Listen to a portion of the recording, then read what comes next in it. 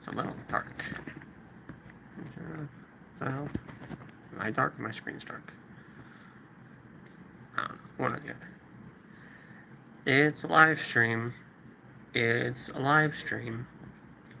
Doing the stuffs and the things and the live streams. Talking about the stuffs and the God and not God in the live stream. It's just kind of going to be my jingle at the beginning of the live streams as I'm just kind of waiting to see if anyone will show up before I just go off on whatever nonsense I have scheduled for the day.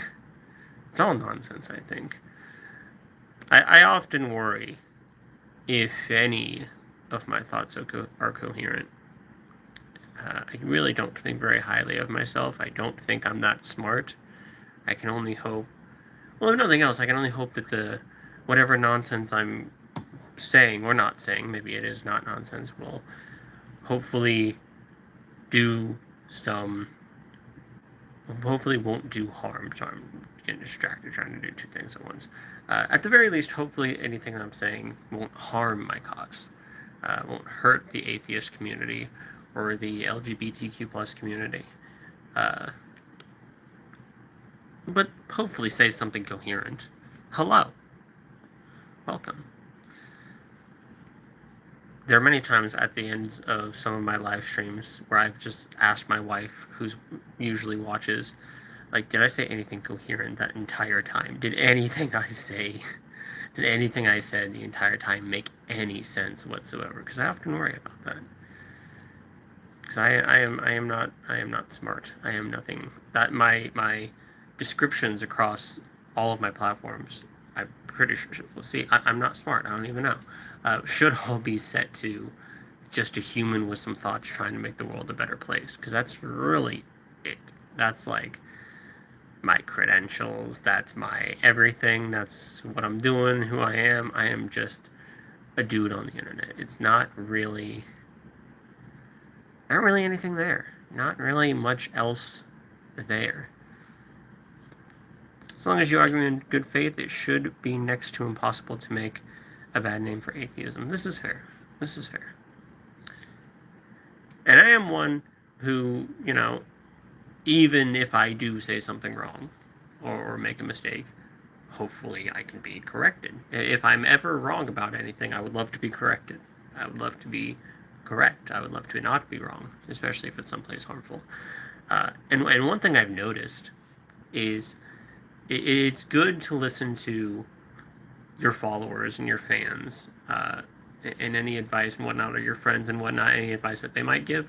But it's also good to listen to your critics, people who don't like what you're doing, because they won't hold back.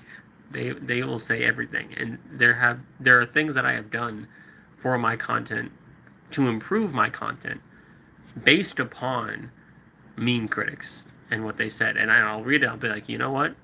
They actually have a point. And I'll implement their suggestions, critiques, insults, whatever you might want to call them, whatever they're meant to come across as, to make content better. So yeah, that's really what it is, just arguing in good faith. Let's see what kind of comments I've gotten recently. Back to my wind video. I talked a lot about my wind video in my last live, just because I just posted it. Someone's like, dude, God sent the wind. Okay, prove it. Because like the videos, someone's arguing, comparing wind to God. Like, you can't see God just like you can't see wind, even though we can measure and test and use wind. And someone's like, well, God sends the wind. That's the God sticker to me. It is. It's just like, well, God did that. Okay, even I've heard theists accept evolution, and they're like, okay, but God did that. And it's like, you don't get to go from your magical answer to accepting the scientific answer, but then say, also though, that is the magical answer. That's not how it works. The fingernail critiques fell on deaf ears. Oh yeah. Every now and then I feel the need to just make, once I've accumulated enough fingernail critiques, I'll make a video just like, yes, look, my fingernails are painted. Yes, look at it. Just to address it. I don't know. Maybe it just upset people. I did get a comment recently, was the good old absence of evidence is not evidence for absence. Because lack of evidence of God tends to cause people to not believe in a God. Because why would you believe in something? How can you believe in something if you don't have sufficient evidence? But that does not mean that there is not a God. It's not, absence of evidence is not evidence for absence. But we can't just accept a claim without evidence. You know, it's like trying to make a special case for your God, saying like, oh, well, you have no evidence for this, though, but it could still be real. Okay, it could be, but I have no reason to believe that it is. So how am I going to? You know, it doesn't get us there. It really doesn't, because maybe there is a God. I don't know. I would personally kind of like there to be a God. I've said that many times. Maybe not any of the gods of the religions presented, but something else out there. But yeah, it's just, I don't know, if there's no evidence, no reason to believe, I really don't know what I'm supposed to do with that information. I don't know what exactly is expected of me. Especially because, I don't know, I just feel like, and maybe this is just me being incorrect, but I feel like at this point we would have had solid evidence by now. You know, it's been 2,000 years since Christ supposedly walked the earth and did all that stuff. You'd expect solid stuff from the Christian God. You know, you would expect good evidence of any God, any of the proposed gods. And it's just kind of not there. And so I'm not, it's never off the table. It's never off the table for me. But if there's no evidence there, what am I supposed to do with it, you know? I think an absence of evidence on either side puts us in a weird position. There's no evidence for a God, so we don't believe it, but that we also don't believe there is no God because it lacks evidence. Correct. Sorry, my brain's running slow. There is no evidence for a God, so we don't believe in it. But we also don't believe there is no God because it lacks evidence. Yes. There are, the more you get into specific gods of religions and like specific qualities, and they did this and this is a thing that they do and advocate and all that stuff, it does become a lot easier to disprove certain gods. I think the best theist arguments are the ones that kind of broadly say God, you know, that don't try to zero in on any specific God.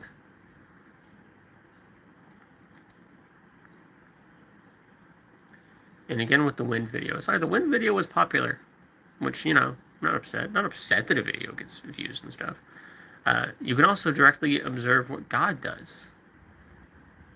Just like we can observe what the wind does. We can't observe the wind, but we can observe what it does, just like we can observe what God does. Prove that God's doing it. You have to prove that a God exists and then prove that that God is doing these things. That's what you got. You can't, it's the God sticker again. You can't just slap a God sticker on it. God is always on atheist's mind. That's not the bottom of the screen. Give me more notifications. The critique of atheists, like you're always thinking about God. Always, constantly. He just lives rent-free in your head. Well, he kind of lives rent-free in my country right now. And not only that, but he's kind of being that shitty roommate, or at least the idea of him, where he just kind of makes the house his own. His followers are just, not all of them, but a lot of his followers are trying to push their religious beliefs on everyone else and force it on everyone else, and going after people's basic human rights and civil rights toward that end. So, yeah, that's why God lives rent-free in my head, because it's kind of, the idea of a God is a little bit antagonistic in this country. So, sorry, yes, it is something that I think about quite often, especially as it causes issues. You know, I'm an atheist, I'm pansexual, I'm non-binary. I have a couple targets on my back with, you know, whole Christian nationalism thing. So yeah, it's on my mind quite a bit. I also just love religious studies, and that's just a weird personal thing of me. So there is that. I just like thinking about gods and religions and learning about them and whatnot. Non-interventionalist model of God is pretty solid because it inherently unfalsifiable and makes no claim as to its nature. That's the more you back away from like qualities and stuff. So yeah, interventionalist would be the hardest one to prove to disprove, and would be I think the easiest one to defend, probably.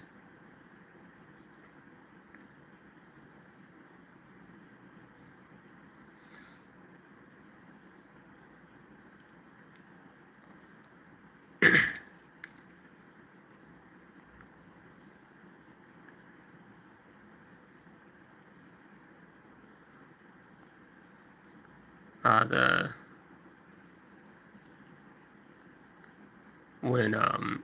when Christians take critiques of their beliefs or speaking out against their beliefs or doubts about their beliefs as an attack or something upsetting. I know the feeling. I do. I was a Christian, devout Christian once, wanted to spread Christianity, spread God's light, love, and message. I did get greatly upset and personally hurt when I would see atheist content out there, when I would see people speaking out against God, when I would see like I was worried. I was concerned about, you know, this widespread new atheism movement. You know, there's more people falling away from the faith. You know, I it's like, hey, we're losing. You know, like this is terrible. God's light is being taken from the world. It was awful, and I remember it being deeply upsetting for me for a while, for years. And then I found my way out of Christianity, and I'm just like, no, I see, and that's one thing I'm very happy that I was raised the way that I was and grew up the way that I did, and have now come to settle on the beliefs and ideas that I have, because I've done a complete 180 on a lot of my beliefs and stood strongly on both sides of a number of arguments. So it gives me a better understanding of like how the other side works and why they act the way that they do and why they believe these things and why they're so passionate. It's just, I like to understand people. I like to try to be a very understanding person. So I'm very happy that I had the life that I did. The fall of humanity is tomorrow. I mean, if we keep saying that every single day, eventually it's going to happen. That seems to be some people's method, some people's go-to. If we just keep predicting, if each generation just keeps saying that they're in the end times, maybe the world will end eventually, and that person can say, hey, I was right. God better pay some rent. Recently talked to my family, and they said God will come to you at the right time. Then I'm not going to believe until he does. You know, somebody put in my comments today,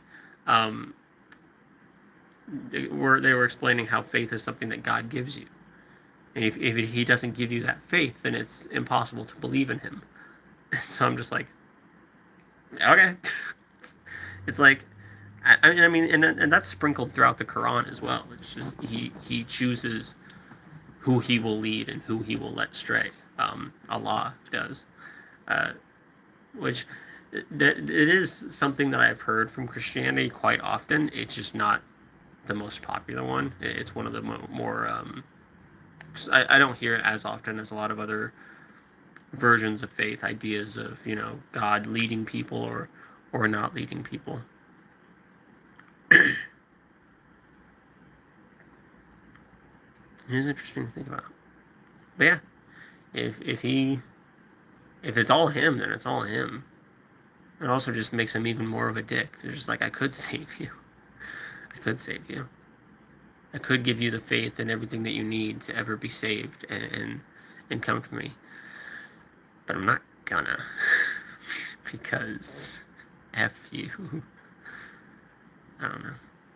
It's amazing to me the different variations of Christianity that I see. Because not only do you have so many different denominations, but within each denomination, I say this all the time too, so many people tend to have different ideas.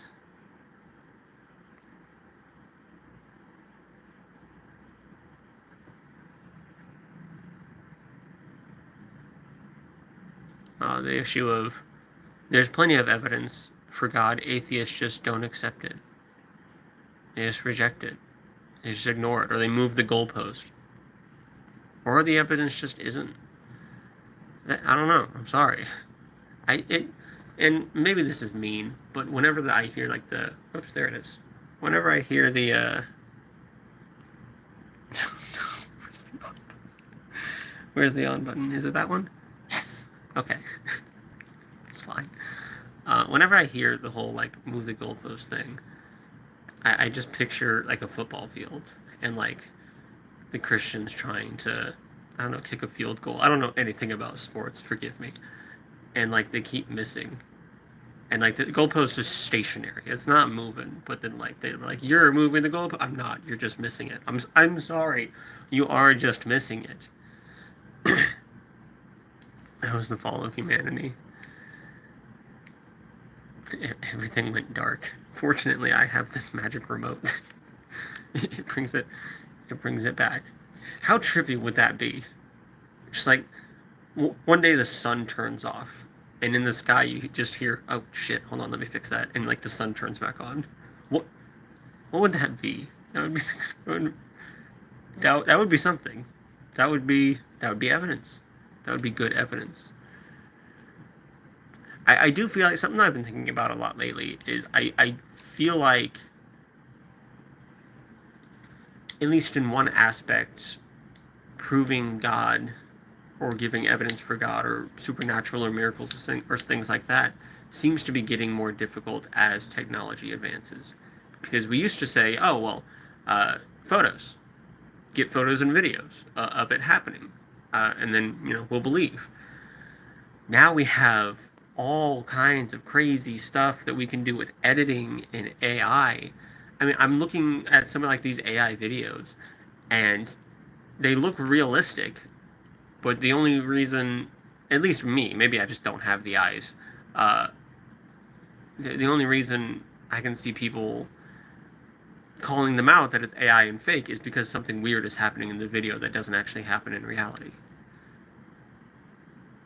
That would be miracles. That would be superstition. So you could film something amazing and incredible and not consistent with what we would naturally see in the world. And people would now say, it's just AI generated, or, something, the heavens split open. It's like, that's just a drone show, just holograms. It's like the more technology advances, I feel like the harder it would be to get at least to that area, in that area of proving the supernatural. I think it would just get more difficult, which kind of sucks because it kind of takes, it's not fair, because it used to be, you see something supernatural, you take a picture and then the little photo comes out and you're not going to edit it, or maybe you could, I don't know anything, but it's not nearly what we have today. So we've just kind of missed our chance there, I guess, in providing photo or video evidence. Which, what can you do? Evidence is the enemy of superstition. It is. And that's when faith comes in. But faith, you can have faith in literally anything. And that's always the crazy thing. And I've mentioned a lot of these before. I repeat myself a lot, so forgive me. But that was one of the interesting things when I started studying other religions. And other people, other members of different religions. And I noticed similarities. I noticed the same amount of passion from other religions. I have the copy of the Bhagavad Gita that I have, the translation. The person who, did that translation opens with an introduction of a trip that they recently took. I don't know if it was recent, but a trip that they had taken to the site where the Bhagavad Gita was given, where that battle was about to take place. And they were positively giddy. they were so like, we're on our way to the field where like this happened, and Krishna was talking to Arjuna and showed his divine form and like all this stuff and gave him the Bhagavad Gita. Like they were like exploding, and being raised Christian and then now being an atheist, reading that, to me it's just like, oh well, this all, the whole Bhagavad Gita just seems like another religion that doesn't really seem to have any basis in reality. But to someone who really believes that stuff, just like Christianity, I used to get giddy about the thought of Jesus rising from the dead, or just little things like that, or little what I would consider miracles or signs in my day-to-day life. I thought it was cool. I thought that stuff was amazing, and just seeing that same level of passion and excitement from a member of another religion, excitement that I'd only seen in my own religion because I'd only looked at my own religion, was really, really interesting. And then faith continues to be a theme throughout these religions. I have faith because you don't have actual evidence of your religion or your God or your being. So we all just kind of go on faith, and we're all using kind of the same mechanism of faith to justify different gods, which is why faith is an unreliable path to the truth, because you can have faith in anything. I can have faith that my fidget cube is going to turn into a unicorn one day and carry me off to Valhalla. There's nothing there. And if everyone's using faith, then I'm looking at all these options and saying, okay, which one? And then it's like, all right, well, we got to look at evidence. Okay. Not seeing much for any of you. We just don't have anywhere to go with it. How can I possibly tell which religion, if any, is the right one? I remember seeing a video of an EDM concert with a giant holographic glowing tribal god, and it was captured with image showing. Imagine showing this to a caveman. Yeah. I think, God, in the game Outlast, which is one of my favorite video games, one of the inmates says something to the extent of, and I'm paraphrasing slash butchering it, but it was essentially something to the effect of, if you showed a caveman our technology, it would think it's magic.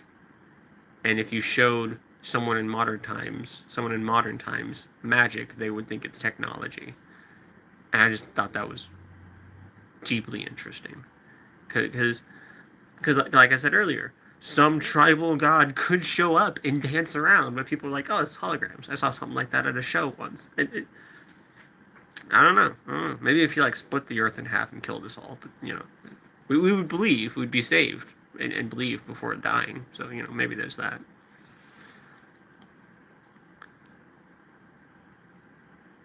Getting giddy about religious things is absolutely something every ex-religion has experienced. Well, good. Any sufficiently advanced technology is indistinguishable from magic. Yeah.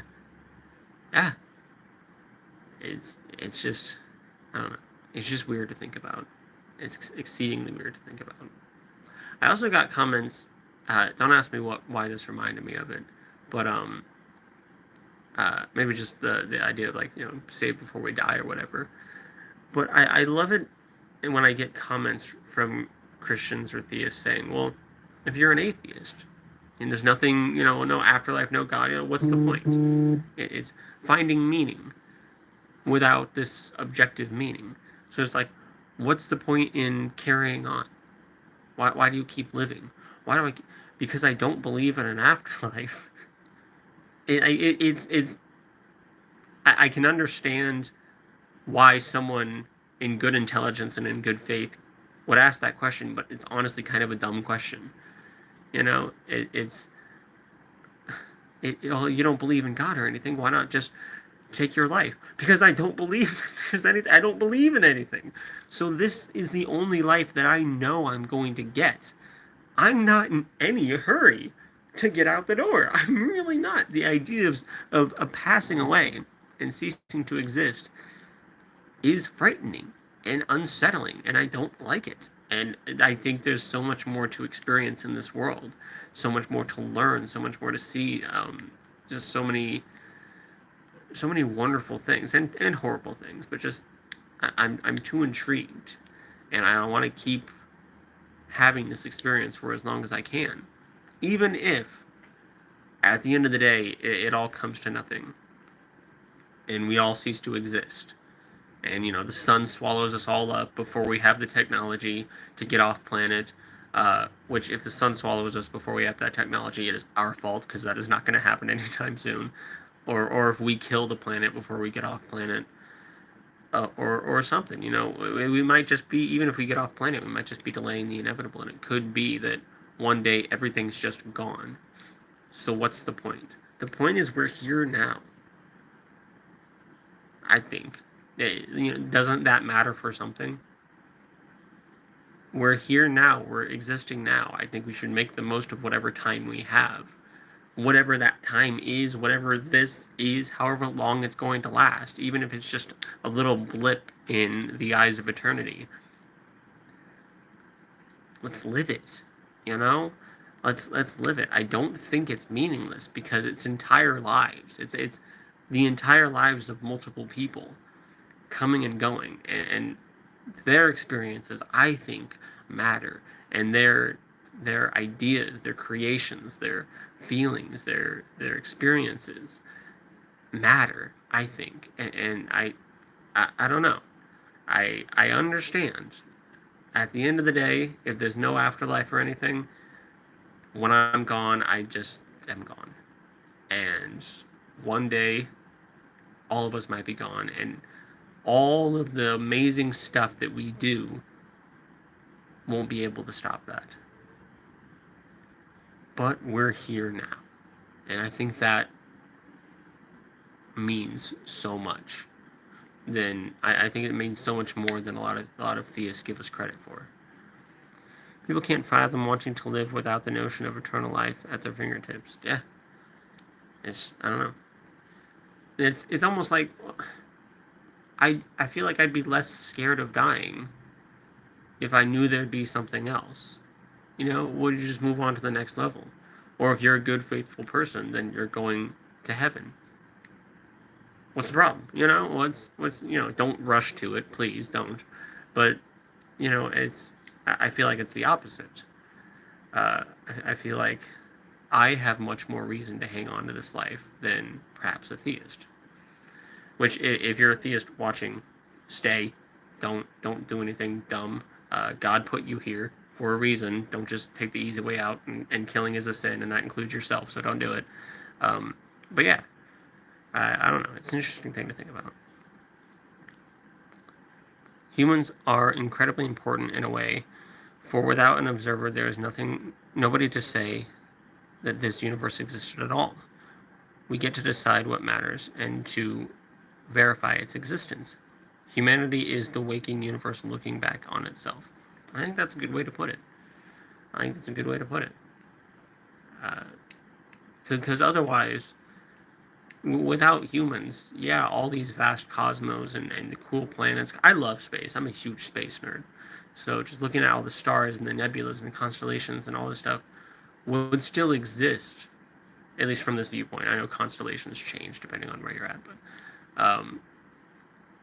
it could still exist. But who's to know? Who's going to know? Who's going to enjoy it? Who's going to appreciate it? Who's going to do something with it? Sure as hell worth living to take part in that. Absolutely. And that is one of the coolest parts, I think, about being an atheist and letting go of the beliefs of this objective meaning, objective importance, objective purposes, is I now get to decide what matters.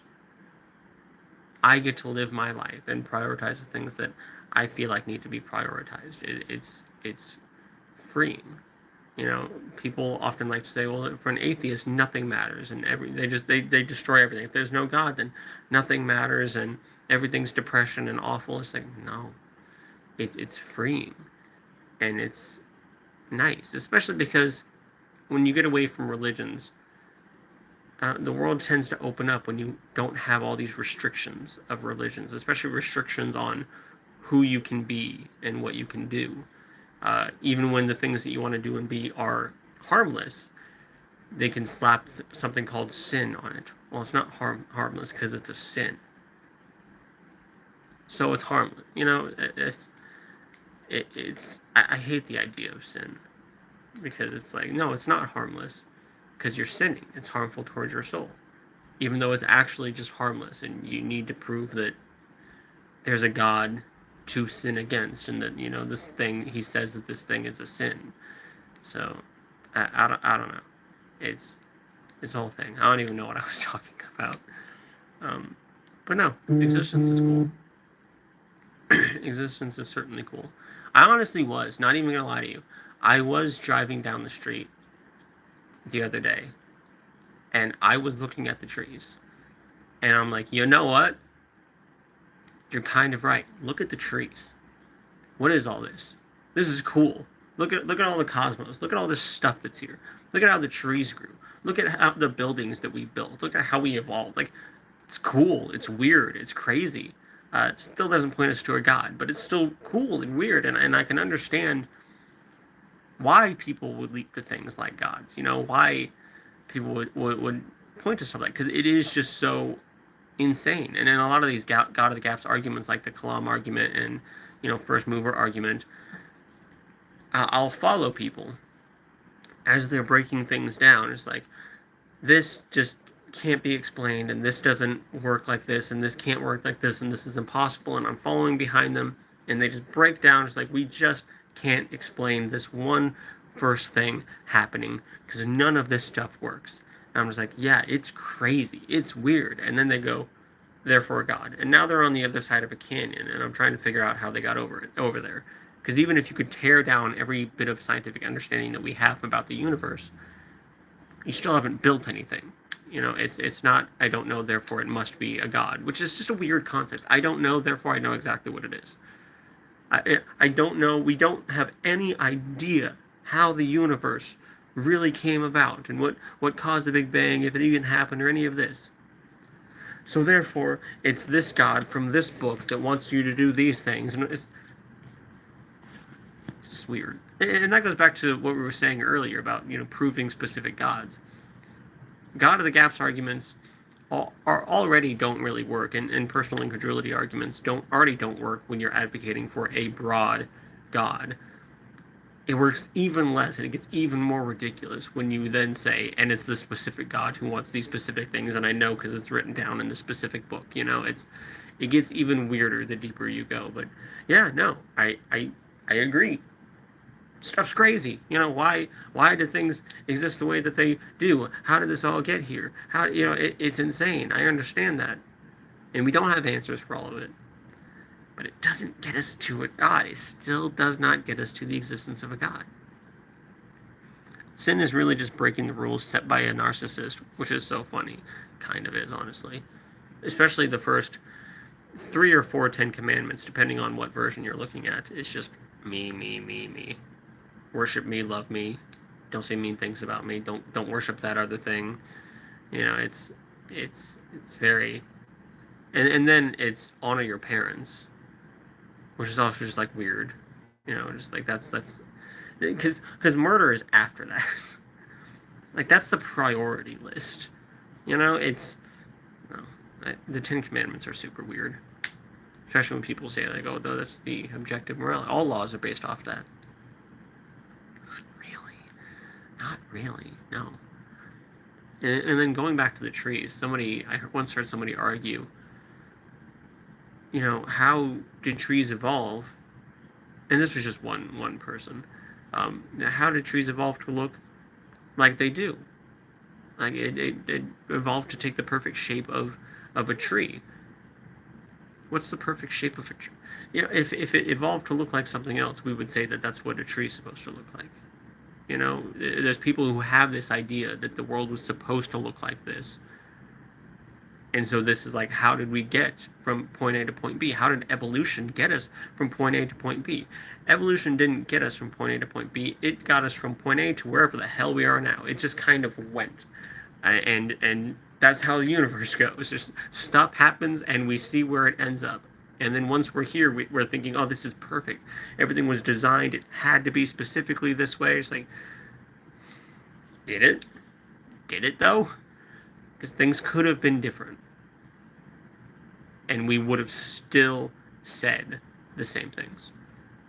You know, we could have evolved, or maybe we couldn't have, but even if we had evolved to have 4 arms, we would say, oh, it's perfect. It's perfect. We could have evolved to have 1 eye. It's like, oh, it's perfect. It gives us perfect vision. It's you couldn't imagine anything better. Or just anything weird, like the clouds. The clouds look like rectangles because it's perfect. It would be more perfect if it was rectangles. That's not my best argument. But just stuff like that. Just like, why did it have to look like this? It didn't. Or at least I have no real reason to believe that it did. It just, things happened. And especially when people talk about chance. Well, what are the odds of a planet being in a perfect spot to harbor life and harboring life? The universe is big. It's big. It might be infinite. And if not infinite, inconceivably large. The amount of stars and planets, solar systems, galaxies with all these things in them that are out there, even if you're talking about like a 1 in a billion chance, there's probably like a billion planets out there. So odds are somewhere things had to be perfect. There could be a ton of other solar systems out there where planets are just too close or too far, or made from this material instead of this material, to where they couldn't harbor life, and so they didn't. But somewhere in there, odds are a planet had to have done something, had to have been in a position where it could harbor life, so it did. And now we're sitting here thinking, look, this planet's been so perfectly designed. It hasn't. It's just one of the many planets, at least one of the many, many planets in the universe was capable of harboring life, so it did. I had teachers in school growing up who were like, Earth, I went to Catholic school, so they're like, Earth is just so perfectly made. Can you imagine if we existed on a planet like Mars? No, I can't, because as far as we can tell, Mars at this, I didn't give this argument, when I was a little 6th grade Christian, but, looking back, it's like, no, I can't. I can't imagine us having lived and been able to build, because we wouldn't have made it this far on Mars. Mars, as far as we can tell, at least nowadays, cannot harbor life such as we see it on Earth, unless we terraform it or something, but we haven't done that yet. So it's like, no, I can't. I can't imagine that. This planet could, so it did. And I love the people who say, like, if it was just, a couple feet closer or further from the sun, even though it gets more than a couple feet closer and further throughout the year, but don't worry about that too much. It's the ignorance bothers me. Ignorance combined with arrogance is my least favorite thing. It is my least favorite thing. It's the people who think they know everything and then just give nonsense. It's like you just kicked the door down and said the stupidest thing in the entire world, and now my door is broken. It's like, what? Why? Like, sit down. It's over. And maybe this is just because I lack confidence, because life kind of beat it out of me throughout my life. But I just sit down. Some people have way too much confidence, and especially some people have way too much confidence with way too much not justification to be confident. So it's just weird to me. It's uncomfortable. To be fair, humans have the best vision in the animal kingdom outside of birds of prey. Maybe. 2 quadrillion galaxies, each with dozens or hundreds of billions of stars, with even more planets. That's a lot of potential for a perfect world somewhere. Yeah. And especially when people say, like, and it only evolved, life only came to be on this planet. You don't know that. You don't know that. There's 1, maybe 2, is 1 or 2 probes. 1 or 2. At least 1 probe that's made it out of the solar system. The other one has either made it out or it's like right at the edge. I can't remember. But that's as far as we've gotten outside of this. And then, like, we got telescopes and whatnot, and that's cool and whatnot, but, like, we can't see life on a distant world. with those telescopes. So you haven't. There could be so many planets with life, and we just didn't know. So to say like, oh, and it only happened on one planet. First off, maybe that's just what the odds are. Maybe the odds are just such where it could have only life could have only arisen on one planet. Maybe. Uh, but then second, you haven't seen them all. You haven't gone to every single planet in the universe and verified, yep, no life, no life, no life. Yes, I don't know. It's the people who say things that are so wrong with so much confidence. Like I had this person. I'm again with the wind video. I'm gonna keep going back to that wind video. It got a lot of interesting comments, but this person, I should try to find it because it was just like getting upset with me and just being arrogant and talking down. And one of the things they said is like, and you didn't even give a single example on how we utilize wind. Sailboats, wind turbines, like I don't know. I didn't give examples because I just thought it was common knowledge, or like how can we observe the effects of wind? Have you ever flown a kite? It's wind holding it up, it's just it's the people who really just want to double down and be like, no, we don't have any evidence or observations of wind. Yeah, we do. We just do. Where are you? What cave are you sitting in? And I try not to be too much of an asshole with stuff like that, but just every now and then I get a commenter, because I do try to be nice and I try to be civil and I try not to be rude or arrogant or obnoxious or anything. But there are some commenters where I'm just sitting here like, what did you just say? What? How does that make sense? And it's the confidence that always gets me. It's how confidently they do these things.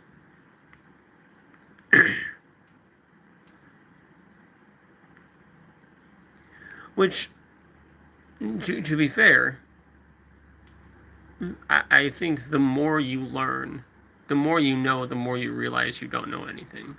So if you really haven't studied and dove into stuff, you probably are going to think that you know a lot. When I was Catholic, I thought I knew so much.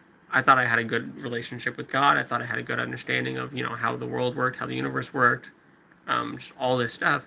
And then even with just the first step out of my deconstruction, moving to non-denominational Christianity and seeing all the things that I was wrong about just with Catholicism, pulled the rug out from underneath me.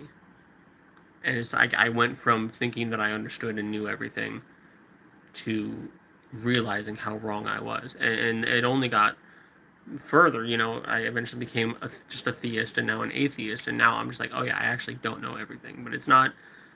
None of it has been. None of those steps has been as much of a shock as that first rug pull when I realized Catholicism didn't really line up with my views of Christianity or of the world. Was really just the first rug pull, and that's what really kickstarted. That was pulling the cord on the boat engine, to get it moving. Is I thought I understood everything, and now I realize I understand nothing. And I would like to know some things again. I would like to learn. I would like to know stuff, and I would like to have actual evidence and reason to believe, to limit the chances of having the rug pulled out from underneath me again. I want to know as many true things about the world as I can, and that has been one of the driving forces. It's like I want to learn. I want to learn so badly, because I realized how wrong I was prior. And I feel like I could become, I don't know if I could, but even if I were to somehow become the smartest person in the entire world, I still would understand how little I know. And therefore, I would always be open to learning more. Because you always got to be open to learning more, otherwise you're not going to learn anything. So I hope that driving force always stays with me. We've been using wind since the caveman days to light fires and various other things of that nature. Yes, fires as well. Dunning-Kruger effect. People tend to overestimate their knowledge if they know a little bit, but not a lot. Yeah. It's just interesting to think about. Oh, and then you get the comments, I'm sorry you had a bad experience with the faith that led you away from God. I'm sorry, but you have to understand that experience doesn't speak for all of Christianity. Christianity is actually amazing. You just had a bad experience. Did I, though? Just not really sure that's quite how it works. My experience with Christianity actually wasn't awful, honestly. I mean, I talk about a lot of my anxiety and depression and trauma and stuff. A lot of that was not due to Christianity. In fact, a lot of that stuff, my faith and my belief in something else actually did get me through a lot of hard times. I am one of those people. I don't know if I would be here today if I didn't have my faith. But it doesn't necessarily mean it's necessary or good, because now I've left the faith and I have even better reasons to keep going and keep living and a better, much more positive mindset than I ever did as a Christian. So it got better when I left the faith. But I thought I had a good relationship with a loving God, and it was wonderful. I did always worry about, I never really had the fear of hell, but I often had the fear of letting him down. My biggest fears in life: failure, not being good enough, that I still deal with today. I'm trying to shake because it's just all from childhood trauma. That also had a role in my relationship with God, or whatever, my imaginary friend, whatever it was. Just didn't want to let him down. Just wanted to be good, for him, for me, for everyone else.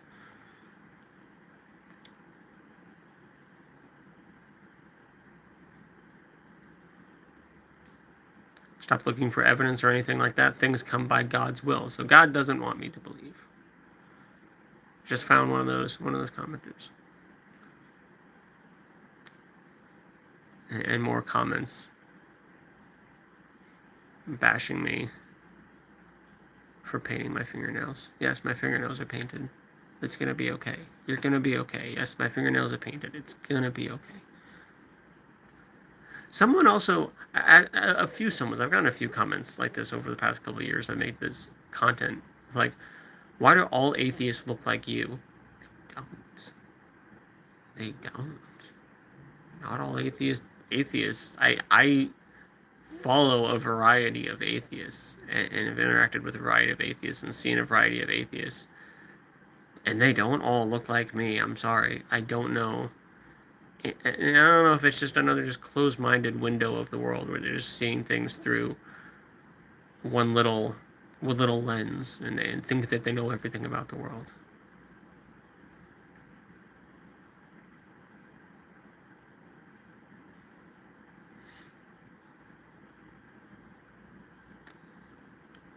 Because they are you. We're all clones. That's what it is. Our pride events are cloning rituals. That's what happens. The pride flag with all the colors, that's for printing, for coloring the people. We just kind of mix all the stuff and tools that we use for the cloning into the festivities. So you don't even know. You don't even know how powerful it is. It's very deep. I remember, just speaking of hidden power, I remember shortly after Skaggs 97, 98, 99. Oh no. It's really funny, actually. Oh my god, that's really funny. So who's Drew Skaggs number 1? Or is it Kids Next Door, where it's it starts with 0? That's really funny.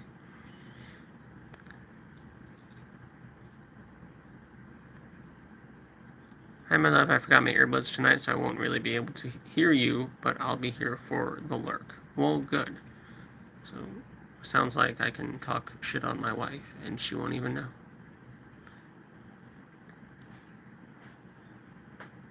Actually, and speaking of my wife, this weekend is my wife and I's 5-year wedding anniversary. That's pretty cool, I think. I think that's pretty cool. Excuse you. Why are you listening? Why are you listening? You're supposed to be working and not just have me on volume turned up.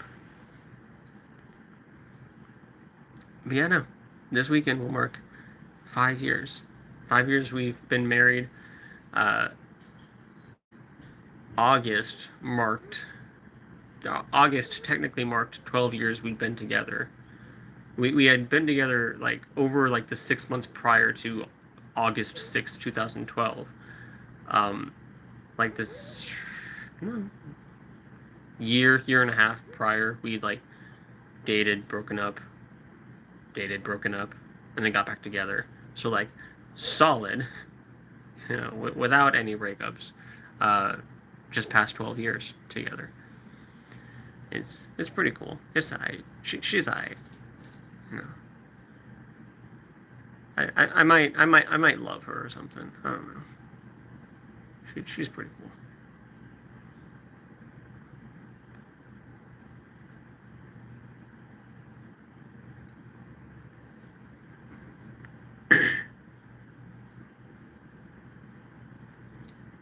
It also doesn't help. I have to have a different setup today, so I have a wire just hanging in front of my screen. I can't see.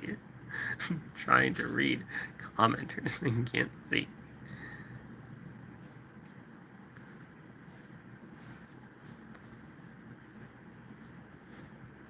And I love the commentary stories. Like, there's so much evidence for God. There's so much evidence. You just don't understand. There's so much evidence. What is it? Crickets. Just silence. It's like, what is this amazing? Don't come back. Like, what is this amazing evidence that you're so? Why am I dumb? If I'm wrong, I would like to be corrected.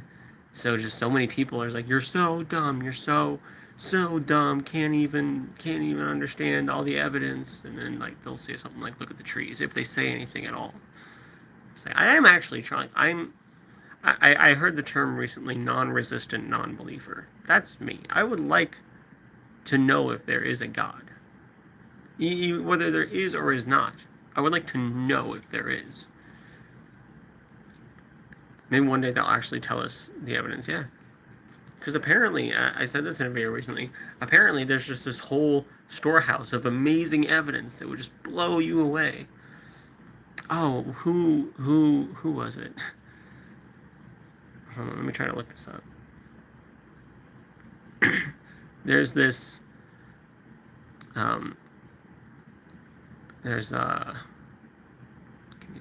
Cliff Knechtle, Knechtle.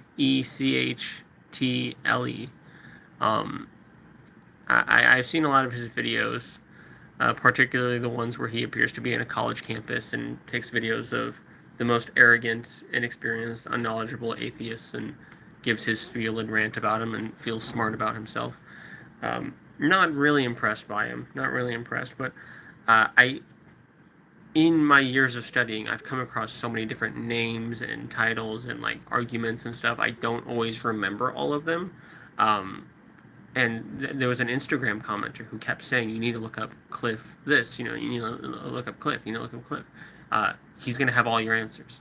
He's gonna open the door, and you need, like, that's the guy. Like, this is our trump card. Like, you have to find him. It's like, all right, I will look it up. Because when people put suggestions, I will literally screenshot comments. My phone is filled with probably at least 100 screenshots of potential comments I can respond to, or people saying, hey, look this up, and I'll do it. But I kept forgetting to look it up. And, one day, which I forget things, I'm sorry. But one day they came and they're like, you need to look up Cliff, and somebody commented, Cliff yells at college students, and it clicked. I'm just like, that Cliff? Like, I literally just, like, at my phone, I'm just like, oh, that Cliff? That's your trump card? That's the guy. I don't. It's one of those things because I would like to know if there is a God or not. So if someone is like, no, this is an actual amazing apologist, you need to listen to him. He's got some good arguments. I'm interested instantly. I would love to hear that. And so I'm like, absolutely. Like, maybe this Cliff guy is it. No, wrong Cliff, wrong Cliff, not that Cliff. Closest I've seen is the writings of Paul, but all that does is indicate there was a man named Jesus. But it does not deny, but it doesn't vet any claims about Christianity or its stories. Yeah, Cliff is terrible. All he does is debate unprepared kids just walking past. Yeah, it's not great. It's not great. It's not impressive. It's weird. It's especially he's an older guy, and so and I don't. I'll make this brief because my content's not about, attacking any specific apologists or anything, but just I was so upset by the realization that this person had been pushing that. I just had to bring it up, but it's going up to just kids who have so much less life experience and knowledge than him and thinking that he's smart, and it's weird. It's weird, and that's all I'll say. Sorry, Cliff, if you hear this. I'm sure you hear a lot of negative things. Just put me in that pile. I'm no one special. You have so many more followers and probably know a lot more than me, so don't even worry about it. What kind of evidence for God am I looking for? Something testable, measurable, verifiable, something solid. I don't really know what that would look like, honestly, but something, I don't know. God should know, though, and should be able to do it. Especially stuff that definitely doesn't seem coherent with nature, and that we can see isn't, and we can, I don't know, I would hold it up to the same kind of scrutiny as I would hold anything else up. It's just that, like, scientific information holds up to that scrutiny, and that's one thing I think it's important to mention is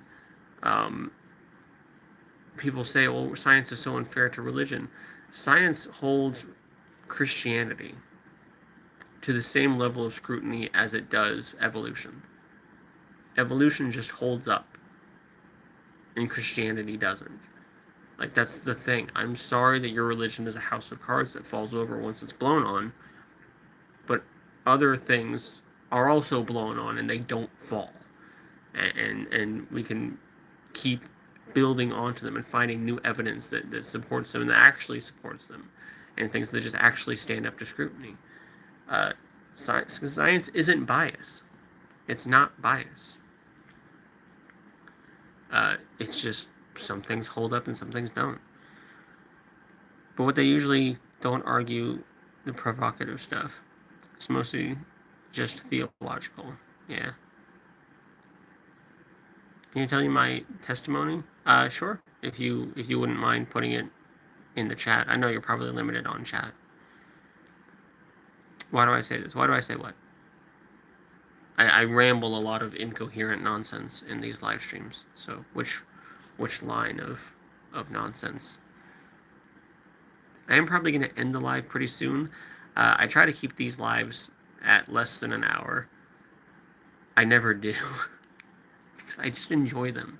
I enjoy them, and I enjoy like my longer form content where I can sit here and talk and explain things. Because I am still trying to like grow my platforms and whatnot on the various social media platforms that I post on. And that's short content. That's what the people like. That's what the people want, is the short form content. Because we don't have attention spans. And especially some of the platforms that I post on don't allow for longer content. So if I want a video to be on every platform, I think the longest it can be is a minute and a half, because I think Instagram is like 90 seconds. And so yeah, I love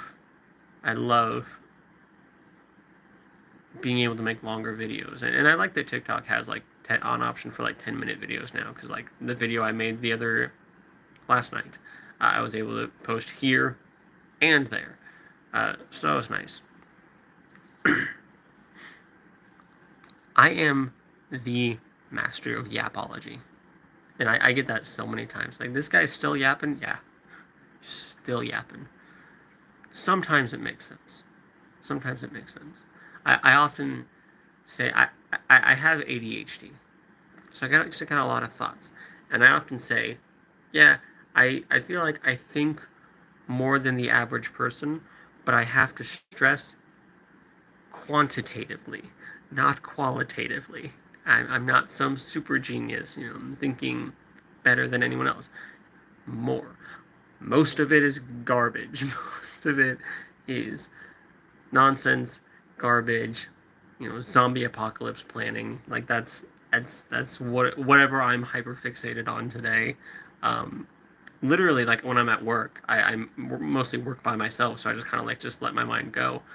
It's just my brain just cues something up, and then that is what I'm thinking about for the rest of like my 8-hour shift. Is just that. It mostly like if anyone thinks that what I say is incoherent rambling and yapping, you're not prepared for what my brain is. It's next level. The whole point of science is that it eliminates bias. Data can't be biased, and it's measured to ensure that it's actually true. It's known as the peer review process. Yeah, absolutely.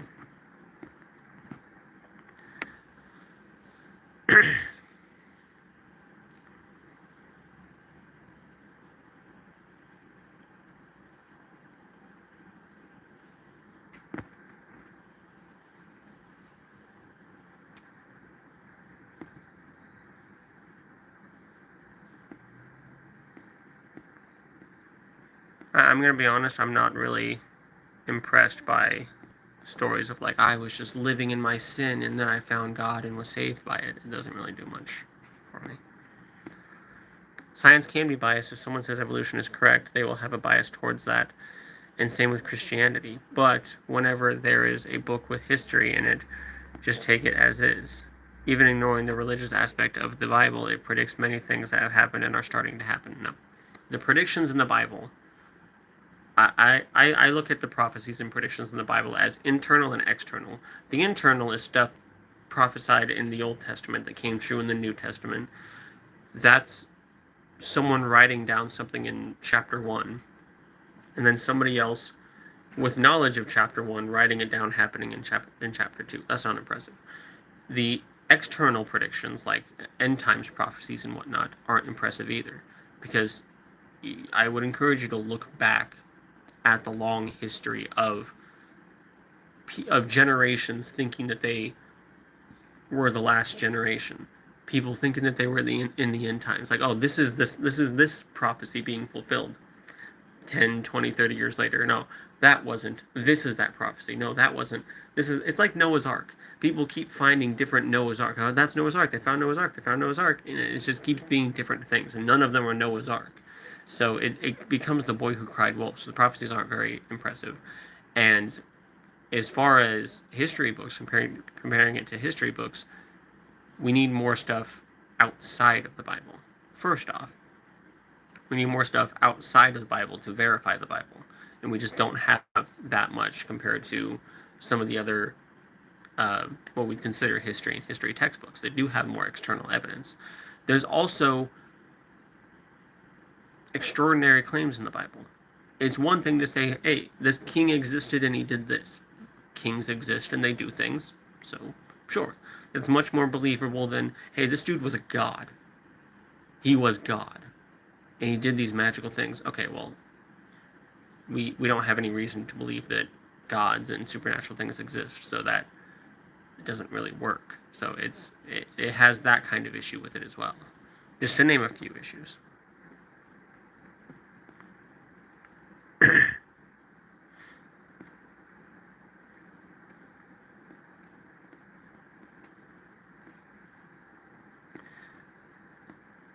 Brooks, would it interest you to know that I became a significantly better person, just nicer, calmer, happier, when I left Christianity, when I became an atheist, and a lot of other people have that same story?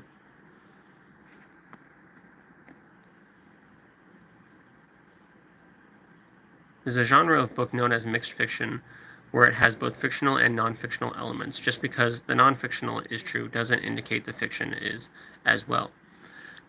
How would that compare to historical fiction? Is that different or kind of the same? Because I often describe the Bible as historical fiction, taking like Abraham Lincoln Vampire Slayer, taking real people and events, but then also there's fighting vampires. There's a fictional element going over it. I often say that the Bible is at best a work of historical fiction, and I'm curious if how that compares to mixed fiction.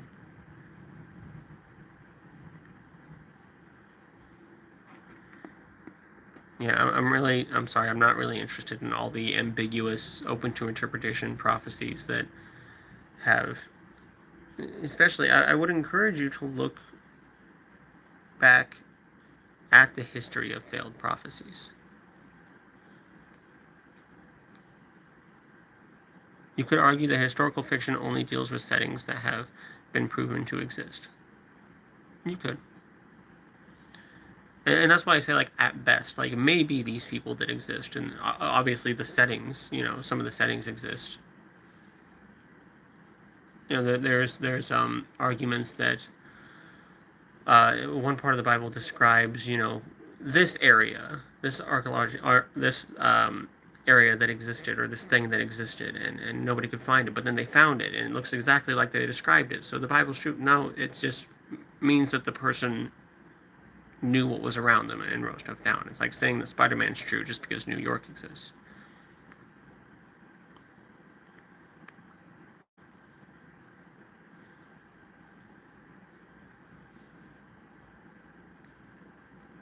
How is the universe so dense without imploding?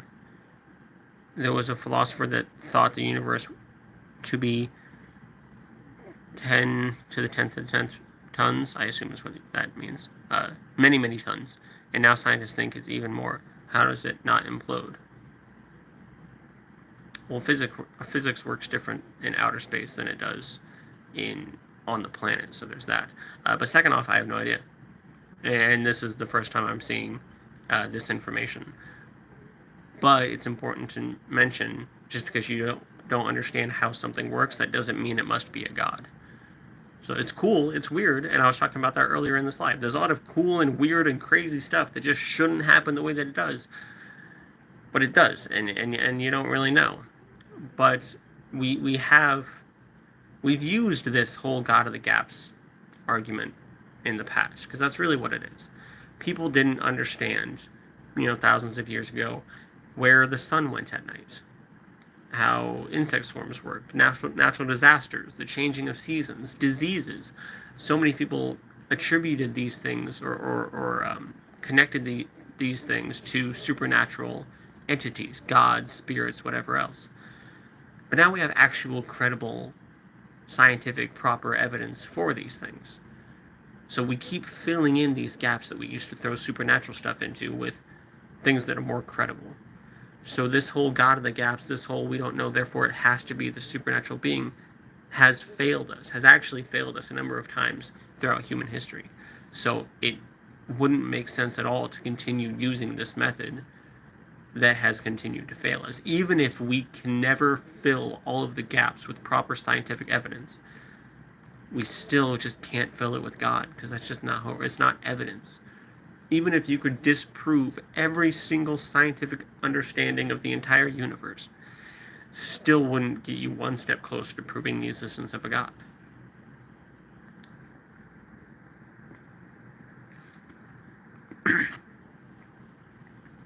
What happened to make me leave the church?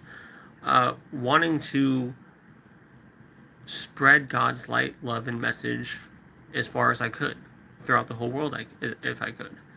Being a very devout Christian and taking that mission seriously. I was being a soldier for Christ. And when I was in high school, I took a Christian apologetics class, which, for those of you who don't know, apologetics is just defending the faith, essentially. And I realized in that class I was not prepared for my mission of spreading God's light, love, and message. I'm thinking if I went up against like an atheist on a debate stage, I'm going to lose, and then that's not going to help my point. So I dove into my studies. I need water, sorry. Been yapping for a whole hour without water. Open.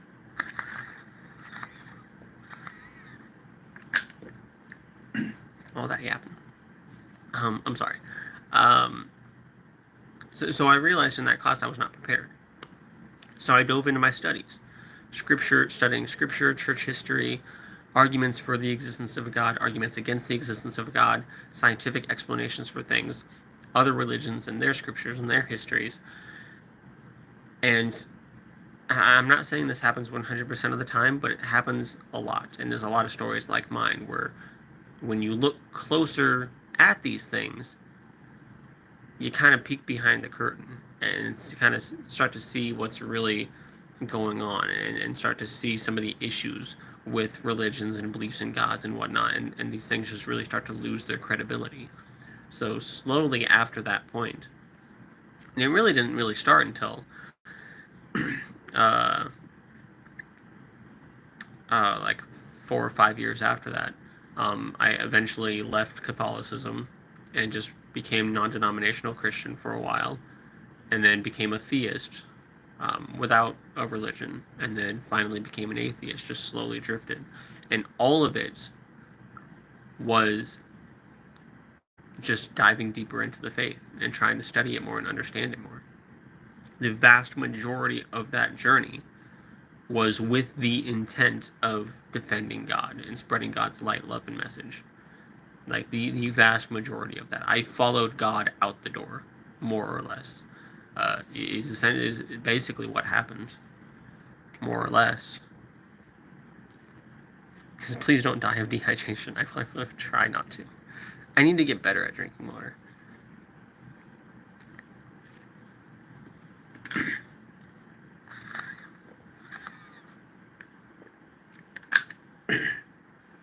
I do think, honestly though, I should probably go ahead and end the live.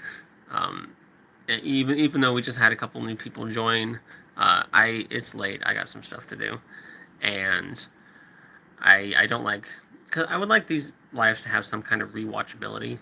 And the longer it is, I feel like the less likely people are going to want to watch it. Because I know when I look at a video and it's like, I don't know, if there's a video where it's like, if there's a video that's like 2.5 hours and a video that's like 1.5 hours, I'm going to click the one that's 1.5. I just am. So I try to keep these short, so I do apologize. Maybe I can see you another time if you have any more conversations. I always love having people engage in the chat. It's always wonderful. I usually do these lives every Tuesday night, sometime after 9:30. Usually Central Standard Time. So I'd be happy. I would always be happy to have just more people in chat. Because it just keeps things going, especially people who have conversation bits or like disagree with me and we got back and forth and stuff. It's always nice. So yeah, thank you for tuning in, for joining the live, for watching this back later on if you watch it later on. Thank you for being here, and I hope you all have an amazing night.